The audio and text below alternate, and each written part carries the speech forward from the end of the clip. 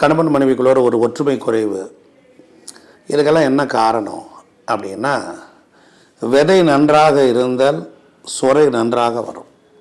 ஒரு விதை நல்லா இருந்துச்சுன்னா மரம் நல்லா வரும், செடி நல்லா வரும். கணவன் மனைவி ரெண்டு பேருக்கும் திருமணம் ஆகிறதுக்கு எந்த பயிற்சியும் கிடையாது. ஒரு பையன் தான் அப்பா எப்படி அம்மாவிட்ட வாழ்கிறாங்கிறத பார்க்குறாரு. ஒரு பொண்ணு தான் அப்பாக்கிட்ட எப்படி நடந்துக்கிறா, அம்மா எப்படி ப்ளே பண்ணாங்கிறதான் ரிஜிஸ்ட்ரேஷன்.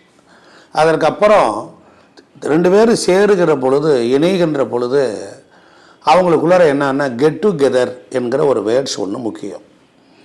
அதாவது ஆணுக்கு பெண்ணை பற்றிய புரிதல் குறைவு, பெண்ணுக்கு ஆணை பற்றிய புரிதல் குறைவு. ஆண் ஒரு 50%, ஒரு பெண் 50%.